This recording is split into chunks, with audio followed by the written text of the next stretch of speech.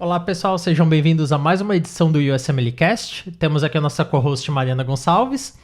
E hoje a gente tem um tema muito especial, né, Mari? Graças a Deus. Hoje a gente vai falar do match da Mariana. Yes. Até que enfim, rolou o match. Conta aí, Mari, como é que foi essa história pra ti? Como é que foi essa etapa final das entrevistas e tudo? O ranking, né? Eu acho que foi um processo longo. As entrevistas foram um processo muito cansativo.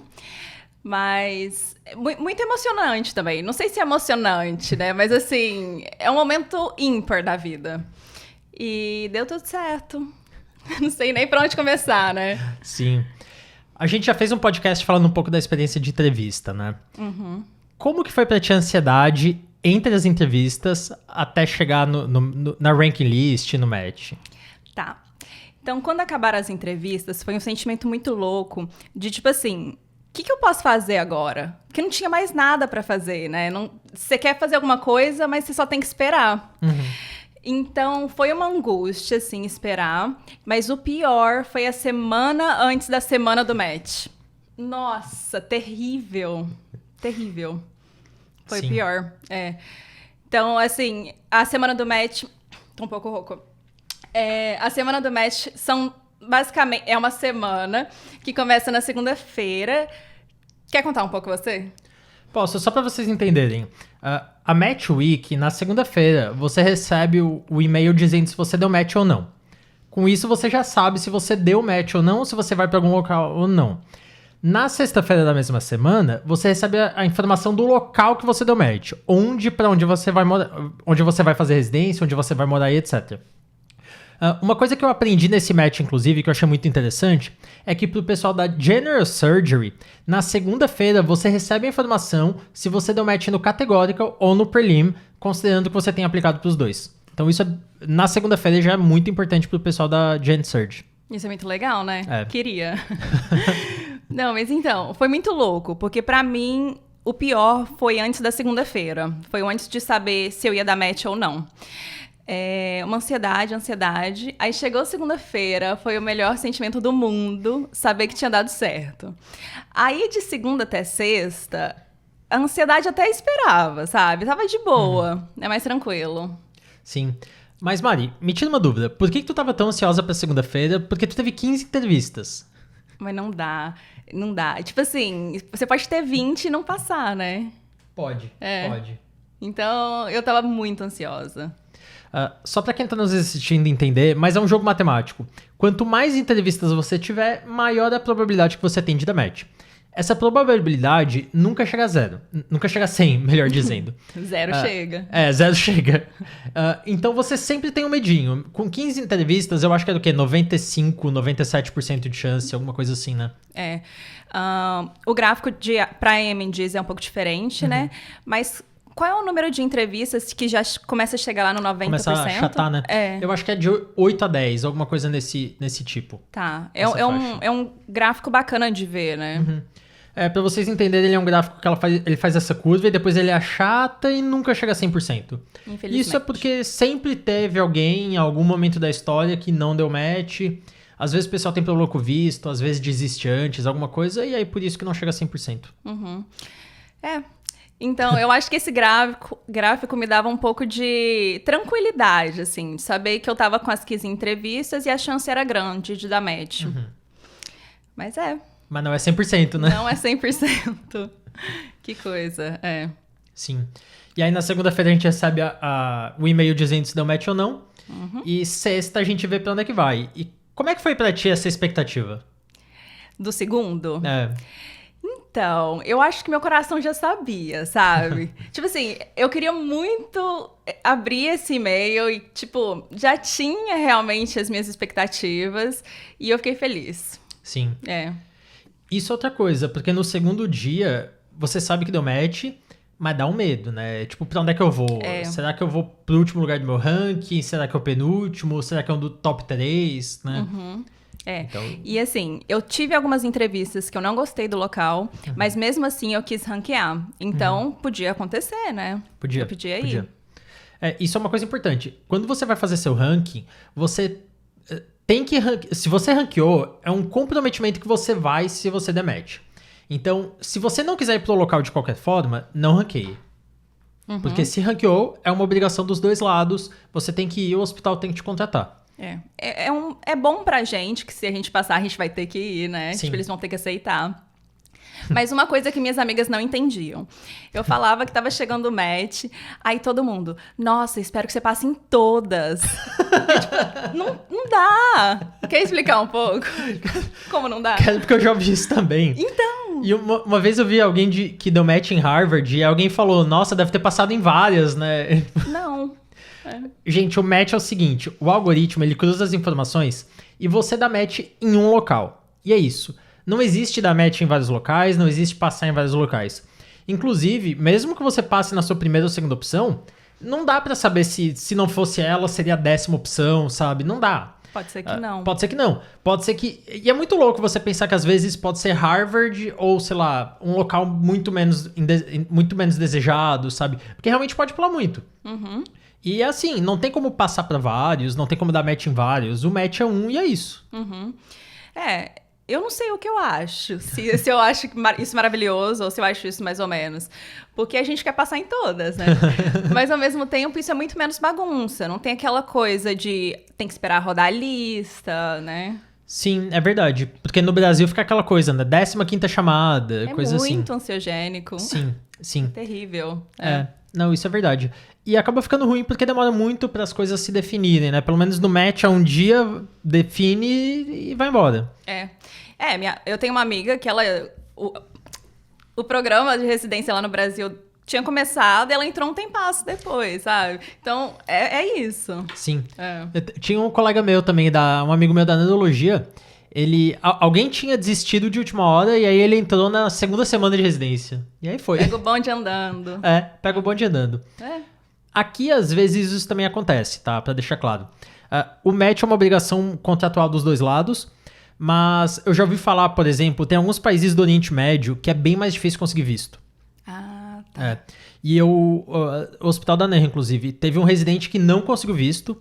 E, tipo, foi uma semana antes de julho, de começar a residência de fato, e a pessoa desistiu da vaga. Entendi. E aí eles tiveram que chamar alguém que, sei lá, viram passar na rua, assim, sabe? Entendi. Era alguém que tava lá no SOAP de repescagem. E olha que história complicada. Nem vou falar a especialidade e tal.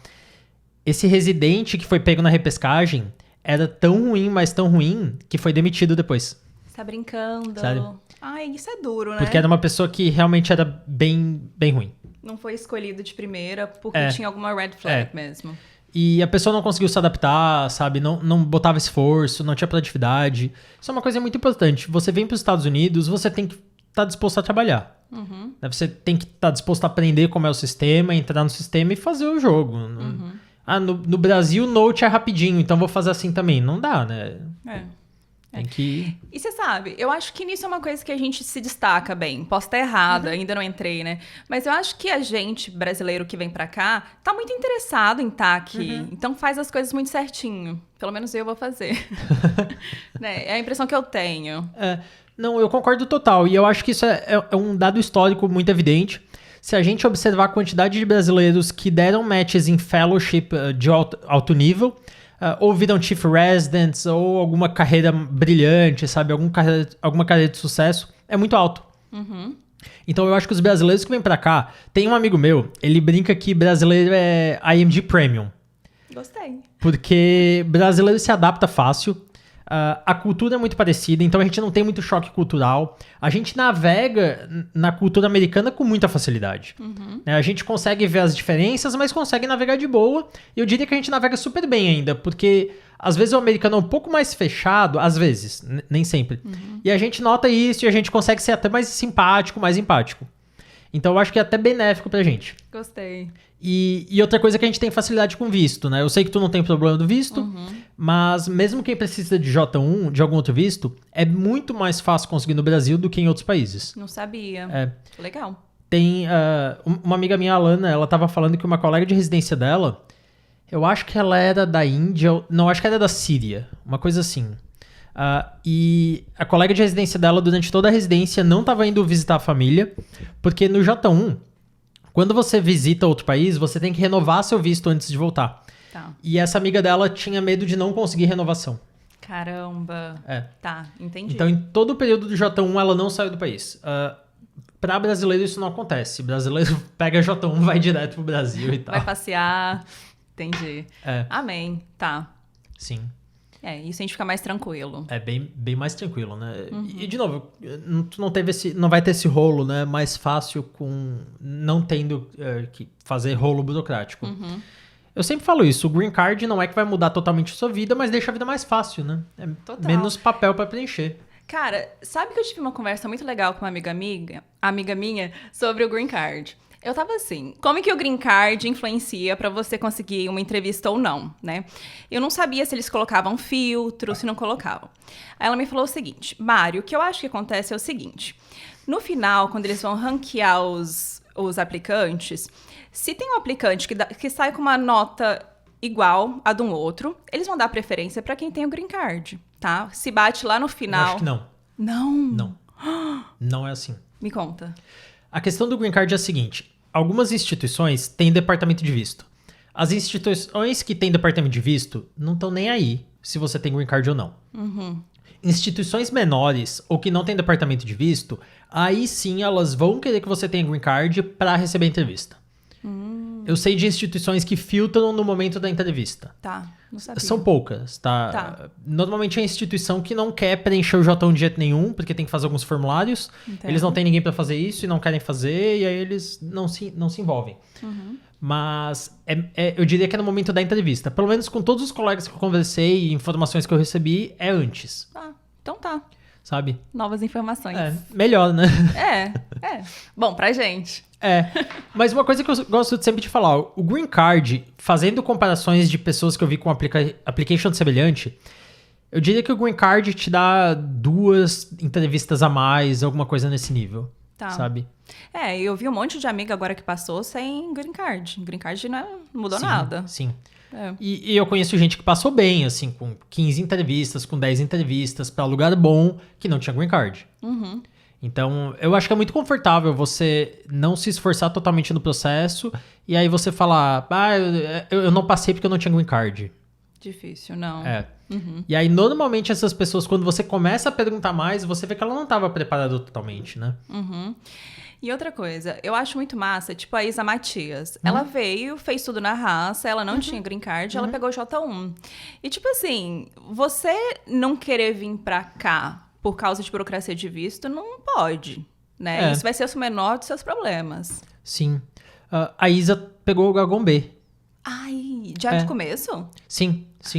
Porque do J1 tu não pode pular pro H1B, né? Tem que fazer o waiver. Então ela passou no H1B.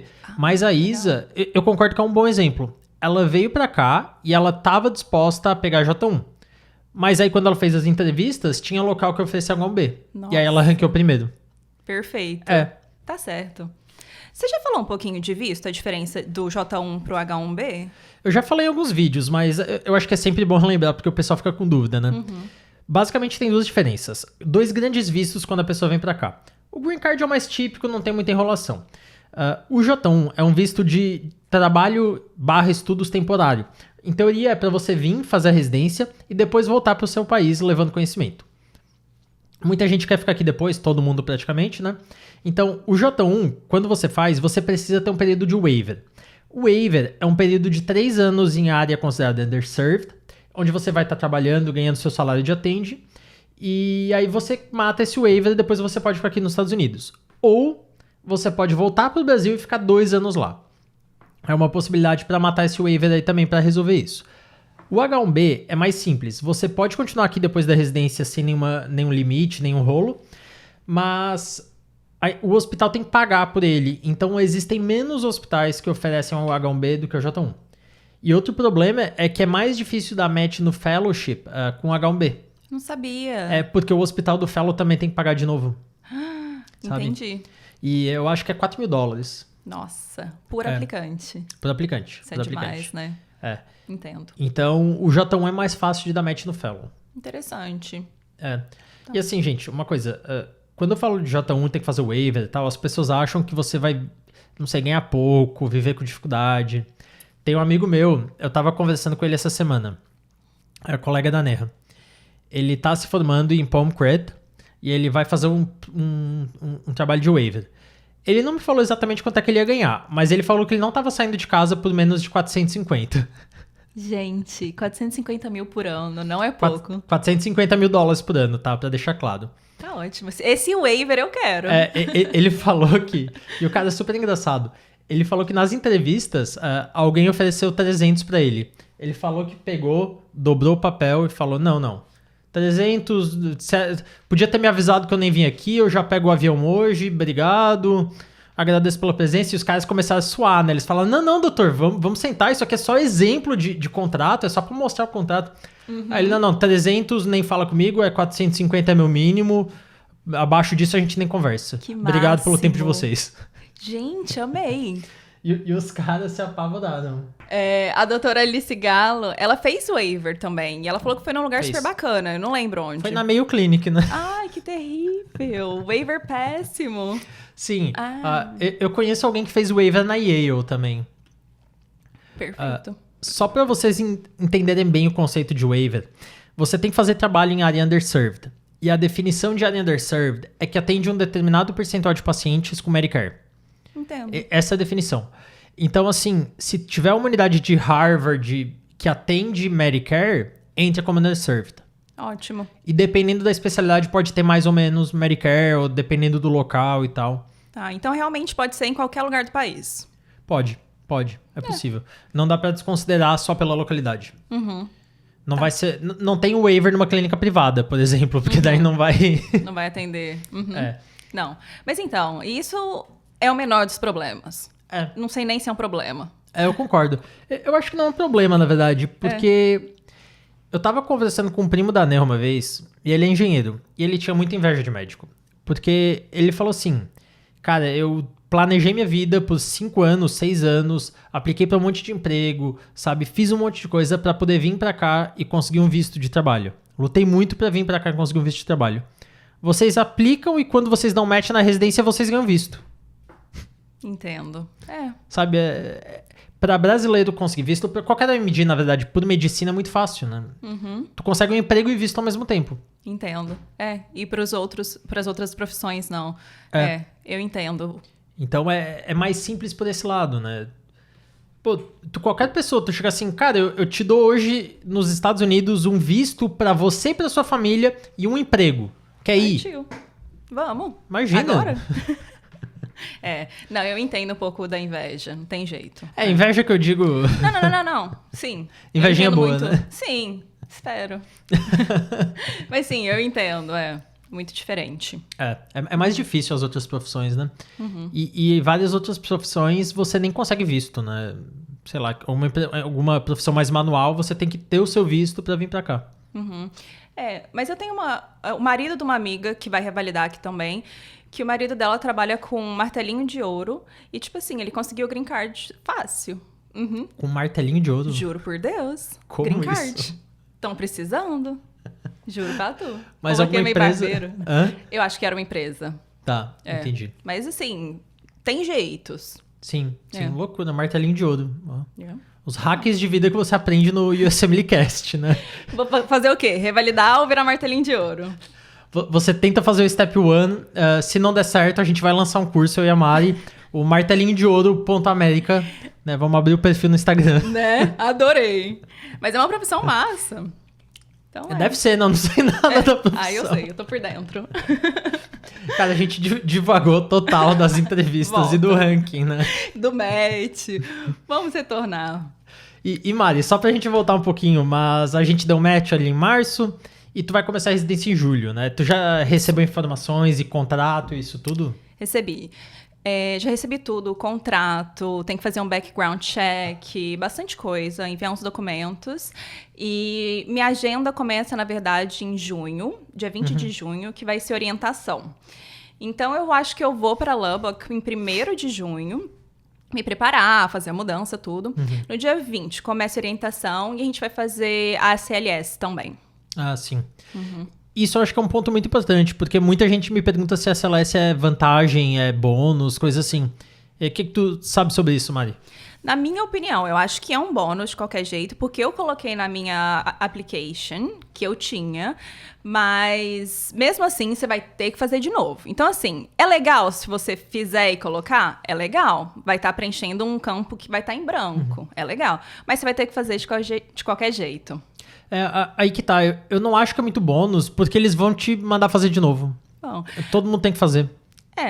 Mas assim, eu consegui fazer um SLS online de graça. Então eu peguei certificado, que valia aqui nos Estados Unidos. E aí, depois, quando eles foram chamar a gente pra turma do ACLS, falaram que só uma pessoa da turma tinha o ACLS. E eu acho que era eu. Então, assim, eu quero fazer de novo. Eu não vou perder a turma com meus amigos novos, né? Sim. Só porque eu tenho. Enfim, eu acho que se você tiver a oportunidade de fazer antes, faça. Principalmente de graça, né? Se você... Graça. Total. Se você quiser fazer de graça, aí realmente. Mas se você for viajar pra fazer alguma coisa assim, daí eu acho que não vale. Porque, de novo, a residência vai te mandar fazer. Concordo. Né? E legal que eles já fazem ao vivo, tudo é melhor, né? Do que fazer o virtual e tal. Nada a ver. Concordo. Mas isso é legal. E tu recebeu ligação do Program Director depois do match? Como é que foi isso aí, o momento em seguida? Gente, isso eu achei o máximo. Então, assim, passei sexta-feira, fui almoçar, fui no japonês comemorar no almoço. Aí a gente tava almoçando lá, eu e meu marido. Aí eu recebi uma ligação, tava escrito Michael Fye, que é o Program Director. Eu fiquei assim, meu Deus, eu não sei o que eu faço. Aí atendi, ele é a melhor pessoa do mundo. Aí ele deu os parabéns, tudo, e ficamos felizes, e foi máximo. Eu achei muito único, assim, sabe? Ele poder ligar pra todo aplicante. Sim, Então achei ótimo. Isso é super legal, né? É um toque muito legal, um toque muito humano, né? Não é só mandar um e-mail igual pra todos. Um copy cola ali, né? Exato. Então, amei. Show. E tu tava falando dos problemas de alugar imóvel lá, né? Como é que tá isso aí? Gente, é muito difícil. É difícil porque, assim, passei em março, vai começar em junho. É muito pouco tempo pra você mudar a sua vida inteira. E isso porque eu estou mudando do estado do Texas pro estado do Texas. Que é o meu país, né? Mas imagina vir do Brasil, né? O estresse, largar tudo e ver um imóvel pra alugar sem nem ter ido lá. E eu acho que é isso que a gente vai fazer. A gente vai realmente alugar ou comprar uma casa, mas sem ver. Isso é muito louco. Eu acho que se a gente for comprar, a gente vai ter aí que vocês vão ver. lá ver, né? Não tem como, é difícil, né? Mas tá difícil de encontrar. Quanto que é o valor de casas de aluguel pra comprar lá? Pra dar um exemplo pro pessoal. Então, pra alugar, a gente tá achando por volta dos $2.000. Isso pra achar um lugar bacana. Mas tem muito lugar de 1.400. Casa, apartamento? Casa. A gente só tá vendo casa. 1 quarto, 2 quartos? 3, 4. 3, 4. É que eu tô falando isso porque eu fico muito irritado com isso, preço de aluguel no Instagram. Só pra vocês entenderem, várias vezes eu falo no Instagram, o aluguel de um apartamento grande de 1 quarto é isso. E vem gente falar que eu tô mentindo. E me irrita muito porque é o preço do meu aluguel. Olha, eu acho que a gente não tá mentindo. E isso me incomoda muito porque as pessoas que moram em Boston, Nova York, Los Angeles, São Francisco, são cidades que são caríssimas para você viver. Mas tem 300 cidades nos Estados Unidos que não são nesse valor. Então as pessoas acham que o aluguel em Boston, em Nova York, é a mesma coisa que vai ser em Houston, em Lubbock, sabe, em Dallas, sei lá, em qualquer local. E não é. Aqui é muito mais barato, né? Então eles falam que você está mentindo porque é muito mais barato do que eles imaginam. Isso. Porque eles falam assim, uma vez alguém me falou, esse aluguel tá incorreto. Eu falei, como que tá incorreto? É o meu aluguel, né? Como que Quer tá pagar errado? meu boleto? Eu vou mandar conta. Aí a pessoa falou assim, não, tá errado isso aí, porque em Boston eu pago $3.500 num apartamento de 1 quartinho. Tadinho. O problema é meu que você tem em Boston, né? O que tem a ver com isso? Que barra. A culpa é minha agora. Mano. Então, não estamos mentindo. É. Então, pra aluguel, eu acho que de apartamento em Lubbock, você consegue achar 1 quarto por $1.200 por mês. Tá? É mais Apartamento barato legal? que aqui. Nossa, maravilhoso. Minha amiga, ela vai alugar um apartamento, aí tem a piscina maravilhosa, os condomínios têm, né? Maravilhoso. 1.200, 1.300. Então Sim. dá pra viver bem. Sim. É. E a casa de 3 quartos por 2.000, né? E pra comprar, quanto que tá uma casa nova, assim, ou seminova, sei lá? Então, dá uns 400 para 500. 1.000, Depende muito da área da cidade, Uma lógico, casa, mas tá. é isso, Mas aqui em Houston, quanto que é uma casa? Depende, aqui na cidade é mais. Aqui na cidade vai... a gente tá falando de casa ou townhome? Casa. Tá. Só pra quem tá nos assistindo entender, townhome é aquelas casinhas germinadas que a parede cola com a outra. Elas são mais baratas. Casa é quando é uma casa mesmo no terreno, né? Que nem a gente imagina. Casa aqui em Houston eu nem vi o preço. Townhome aqui perto, 500, 600 você consegue. Townhome. Caraca. Casa, eu acho que vai 800, 1 milhão. É Então, tipo, diferente. o dobro quase, né? É. Praticamente. Então, assim, a gente não tá mentindo valores. E o valor é só olhando online. Zillow, você entra no Zillow, bota a cidade e você vê o valor. Isso é demais. Esse site tem um aplicativo, é Zillow, dá pra ver no país inteiro, é ótimo. Ó, então é uma dica pra você que tá interessado em ver preço de aluguel, preço de casa, como que é um apartamento aqui. Entra no Zillow, eu vou fazer propaganda pra eles de graça, mas você entra lá, bota a cidade que você tem interesse e dá uma olhada nas casas e apartamentos. Porque eu acho que isso tem que ser uma coisa que você tem que considerar na hora que você tá aplicando também. Eu fui fazer entrevista em New York, e eu não sei se eu já contei aqui, não sei se você também conhece a história. Para você alugar um apartamento em New York, você tem que fazer 40 vezes... Era 40 ou 20? Não lembro. Eu não lembro, é alguma coisa mirabolante, né? Você tem que fazer 40 vezes o preço do aluguel. E claro que durante a residência você não vai fazer esse valor. Sim. Então você tem que entrar em contato com uma empresa que vai pagar para você e aí você tem que pagar uma taxa para a empresa. Enfim, um rolo. Acho Sim. que isso tem que influenciar na decisão. Tem, sem dúvida. E às vezes as pessoas me perguntam, eu tenho 3 filhos, 2 filhos, 1 filho, sei lá. Dá pra viver com salário de residência? Aí eu falo, cara, depende muito da cidade. Em Nova York não vai ter como. Não vai. Totalmente impossível. Em Lubbock, em alguma cidade no Midwest, talvez seja possível, dependendo de como você vai viver, quantidade de filhos, né? 3 vai ser mais caro que 2, etc. Eu conheço, eu conheço casais que têm um filho e vivem só com salário de residência. Legal. Então, eu respondi essa pergunta no meu Instagram também. E aí alguém comentou comigo assim, viu, mas o companheiro ou companheira desse médico pode trabalhar também. Tem um amigo meu que está fazendo residência, a esposa dele trabalha cuidando de crianças e ganha mais do que ele ganha na residência. Então, assim, se você vai vir acompanhante, você vai ter também o visto de trabalho, dá para contribuir bem. Porque se for o Cara, o visto tem um rolo. E é bem confuso. O J1 dá direito ao J2, o companheiro ganha J2. O J2 pode trabalhar. O H1B dá, eu acho que, direito ao H4. E aí, nesse não pode trabalhar. Entendo. Então tem algumas definiçõezinhas assim, complicadas, né? Mas no J1, o esposo ou a esposa pode trabalhar.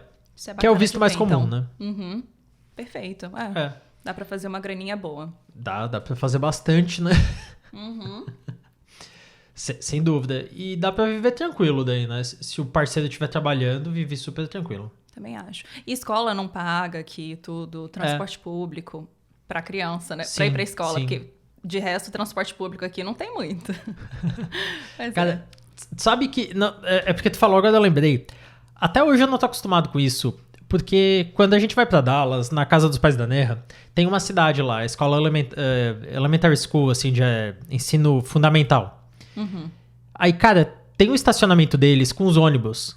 E assim, gente, é ônibus amarelo pra perder de vista. Sei lá, 200 ônibus amarelos, Eu sabe? amo. É gigante, é uma plantação de ônibus eu chamo de amarelo. plantação. Eu amo. Lá perto de casa também tem a coisa mais linda. Sim, mas eu penso assim, gente, uma escolinha pequena aqui no meio do nada tem isso tudo de ônibus. Não, e mesmo assim tem a fila, 5 horas da tarde, não sei que horas, tem a fila dos pais que querem buscar o aluno na escola, né? É uma fila. Sim. E tem de graça. Enfim, eu não buscaria porque eu não tenho tempo. Aliás, isso de choque com escola americana, eu tenho uma história engraçada. Talvez eu até já tenha contado em algum podcast. Mas quando a Nerra foi pro Brasil a primeira vez, a gente foi pra Criciúma. E aí meu irmão tava super faceiro pra mostrar o estádio do Criciúma pra ela. E queria mostrar e tal, tava orgulhoso, né? Pô, o estádio do Criciúma, vou mostrar, né? Eu vou te mostrar que é o time da cidade, já jogou na Série A e tal. Time. Gente, ela olhou o estádio assim, ela assim, tá, mas cadê o estádio? Aí a gente falou, não, tá aqui, ó. Olha lá, é grande, né? Bonito, é. Tentando ser simpática, né? Tipo, E aí eu descobri o porquê. Porque quando a gente foi pra Dallas, uma vez eu tava passando na escola dela, do high school, o estádio da escola dela de high school era muito mais bonito, melhor, gigante do que o estádio do Criciúma. Sabe? Muito mais, assim. Humilhou. assim, só da escola. O estádio da escola. E eu descobri que nem é o melhor. Tem uma cidade perto que eles fizeram um estádio e eles gastaram $60 milhões no estádio. Cara, o estádio é melhor de qualquer estádio de Santa Catarina, sabe? De Porto Alegre também. Sei lá, é gigante o negócio. Nossa, não precisa humilhar, né? É complicado. É fogo. Paciência.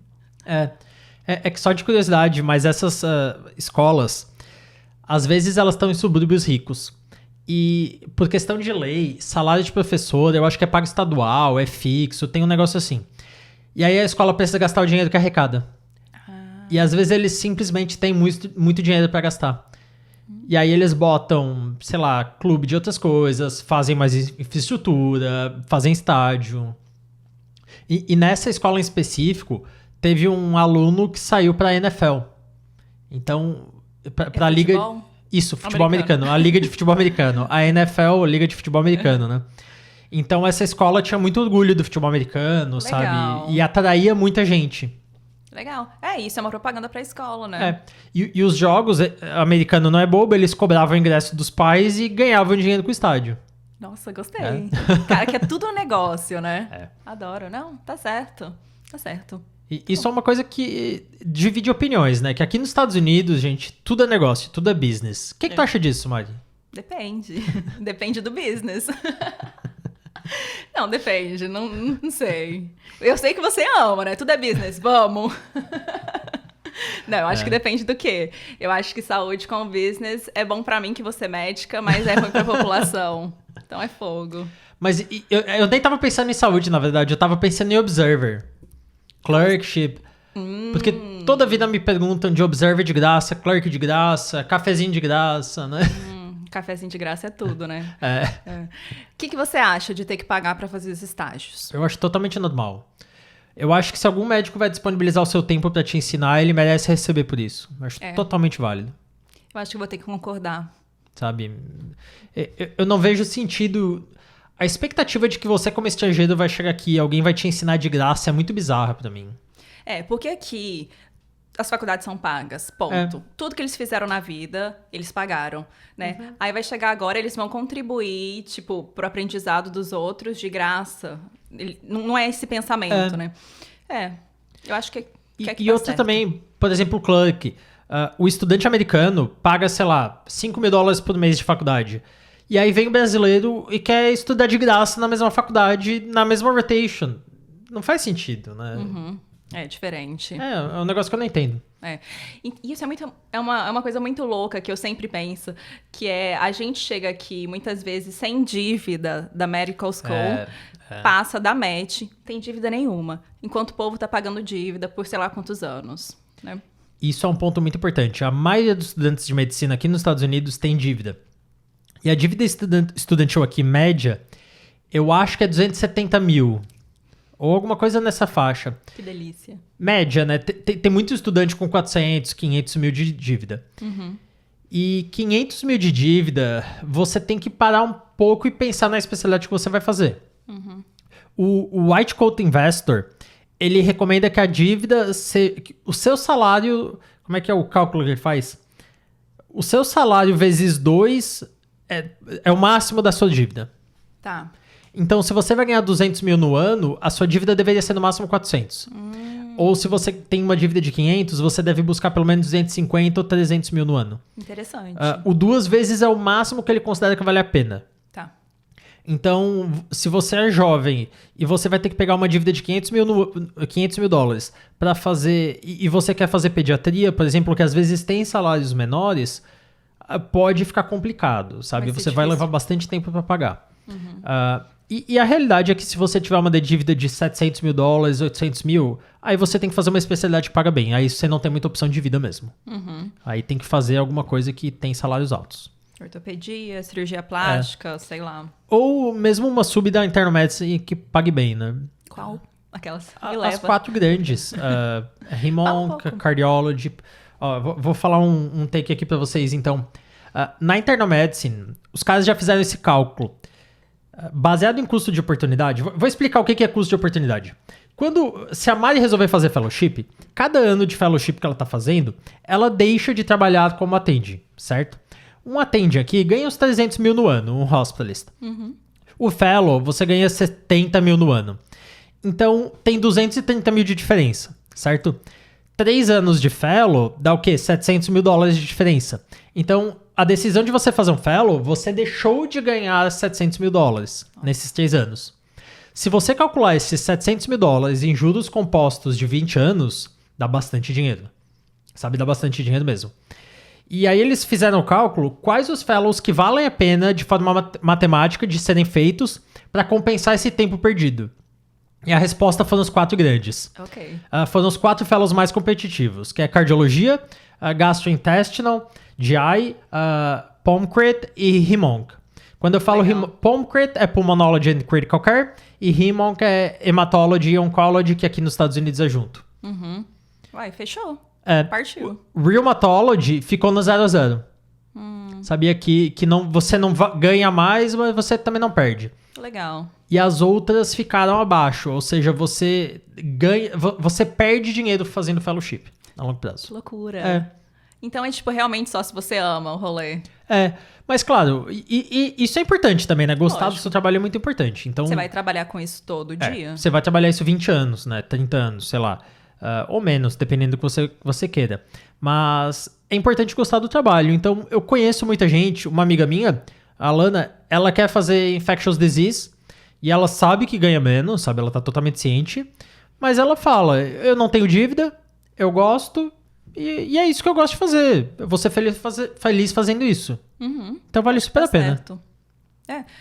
A nossa decisão não pode ser dinheiro. A gente não entrou na medicina por dinheiro. Sim. Então, tá certo. Então, eu acho que é importante entender esses cálculos, sabe? Pra você tomar decisões de vida, assim, conscientes, né? Achei eu gosto máximo. disso. Eu não sabia todo esse cálculo que você explicou. Muito interessante. Tá. Por causa do custo de oportunidade. Entendo. Isso pra fellows de internal medicine, tá? Fellows de outras coisas, aí eu não sei dizer. Mas também é complicado, porque fellow, tipo de especialidade cirúrgica, é tipo assim, 20 anos de fellow, né? Não, tipo, é longo também. Porque você já vai estar 5 anos no general surgery, isso é demais. E aí você vai fazer mais uns 3 anos de fellow, né? É um tempo. Mas, às vezes, o salário pula bastante também. Isso, então, lá na frente. E aí depende muito do que a pessoa quer e tudo mais, né? Com certeza. Mas eu acho interessante ver essas coisas, tipo, o que vale mais a pena financeiramente e tal. E o que vale a pena de tempo, né? Porque o meu negócio não é finanças, na verdade, é o tempo. Como que eu economizo o tempo de vida, digamos assim, né? E puxando um pouco para os Estados Unidos, mas se você fizer esse cálculo para os Estados Unidos, é bizarro o quanto de vida você economiza aqui, né? O quanto menos você tem que trabalhar para ter as coisas do que no Brasil. Lá no Brasil a gente se mata com 3, 4 lugares de trabalho. É fogo. E assim, com previsões de melhora super perto lá no Brasil. Não. Sim. Tu viu aquela... que acabou o veto de faculdades de medicina? Tu viu quantas tem na fila? Não, quantas? 200, né? Só pra vocês entenderem quem não tá ciente. Tinha um veto que proibiu a abertura de faculdades de medicina no Brasil. Esse veto caiu. E aí, agora vai começar a reabrir faculdade de medicina no Brasil. Tinha 253 faculdades na fila. Gente, né? Não preciso nem falar nada, né? É muito. Cara, 253 faculdades de medicina. O Brasil hoje, se eu não tô enganado, é o segundo país com mais faculdade de medicina no mundo, só perde pra Índia. Tá. A Índia tem mais de 1 bilhão de habitantes, né? Não. E tipo assim, a gente já passou os Estados Unidos, eu acho. Já. Só que os Estados Unidos tem, sei lá quanto mais de pessoa. Pô, gente. Sim. Vamos fazer o cálculo. E cada 200 faculdades a mais, 250. Não tem como. Não tem como. E aí eu fico muito bolado, porque às vezes as pessoas falam assim, mas quem é bom não tem problema e não vai saturar. Cara, se você se forma e você vai pegar plantão, não importa se você é bom, sabe? Tem que ter trabalho. É. A vida não é assim tão simples. Se for trabalhar com plantão, realmente, aí não tem É. como. Agora, você ter o seu consultório, você já ter Sim. seus pacientes, é outros 500, Concordo, com certeza. concordo. É. A minha questão é que demora pra você chegar nesse nível, né? Então, assim, quando saturar o mercado de medicina no Brasil, até você ter fazer sua residência bonitinha, criar um consultório, sabe? Puxar paciente, ganhar experiência, etc. Pô, isso vai uns 10 anos, sabe? São 5 anos. São anos. E muitas vezes, até chegar nesse nível, você tem que fazer plantão. Você tem que fazer uns bicos, tem que fazer algum rolo ali de plantão para poder manter seu padrão de vida, pagar as contas, ir crescendo, pagar o consultório, né? Não é de graça. Então, eu acho que essa saturação vai machucar muito as pessoas que não têm condições no Brasil, sabe? E eu penso muito em mim. Eu era do ProUni na faculdade, eu me formei sem dinheiro nenhum e eu precisei fazer muito plantão para pagar as coisas. E se eu não fizesse plantão, eu não comprava carro, sabe? Eu não pagava apartamento. Eu precisava do plantão na residência para pagar apartamento. Sim. E aí, o que adianta eu chegar lá no apartamento e falar, não, mas eu vou ser muito bom no futuro. Será que eu posso não pagar, então? Lá na frente eu pago aluguel. Eu te pago daqui a 10 anos, eu vou ter um consultório top. Aí eu te pago em 10 anos. Não dá, né? Eu não sei. Eu acho que alguma coisa tem que ser feito. Tem que ser Sim. discutido e tem que ser feito alguma coisa. O que tu faria no Brasil, Mari, se tu fosse ficar no Brasil? Tipo, como seria a tua estratégia, assim, de carreira? Eu ia me especializar o máximo que eu pudesse, ia entrar para pesquisa, não sei. Eu ia deixar meu currículo trincando. E aí eu ia tentar fazer o meu consultório. Sim. É o que dá para fazer. Eu acho que é a única saída, né? É. Eu acho que não tem muita saída. E outra, não só que tá tendo um monte, que vai ter um monte mais de faculdade, tem um monte de brasileiro que tá fazendo faculdade fora, na América do Sul, que também vai entrar. E é um Sim. número grande.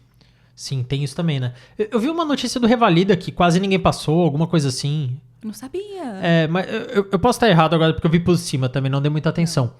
Mas uma coisa pra falar aqui no podcast é que mesmo quem é formado em qualquer outro país da América Latina, se tiver sponsor notice, se a sua faculdade tiver sponsor notice, você pode revalidar aqui nos Estados Unidos. O sponsor notice tem que ser da faculdade que te deu o diploma. Eu recebo essa pergunta muito no Insta. Eu me formei na Argentina, mas eu revalidei no Brasil. Qual precisa ter sponsor notice? A sua faculdade que te deu o diploma, onde você fez a faculdade, né? Essa semana eu recebi 2 meninas falando a mesma coisa. Eu faço faculdade em algum país da América do Sul e meu sonho é trabalhar nos Estados Unidos. Preciso revalidar no Brasil primeiro? Não. Não tem nada a ver uma coisa com a outra, né? Skip this step. Vai direto ao ponto. Quer trabalhar nos Estados Unidos? Revalide nos Estados Unidos. Sim. Ponto. Mais uma vez me fizeram um ponto, mas claro que é por outros motivos. Que o Brasil paga mais do que outros países da América Latina, então a pessoa ia revalidar pra ganhar dinheiro no Brasil e depois vir pra cá. Aí, Justo. ok. Super justo. Faz sentido, né? Aí faz sentido, né? Pessoal, tá dando um tempo bom aqui, eu vou encerrar esse podcast. A gente começou falando de ranking, de match, e depois a gente foi por tudo, né? Voou. Mas agradeço a presença de vocês, a gente volta aqui em breve. E espero que vocês tenham gostado de mais um episódio do USMLcast. E se vocês gostarem, deixa um comentário aí pra gente ficar sabendo, porque senão a gente não sabe, né? Exato. Valeu, gente. Muito obrigado, pessoal.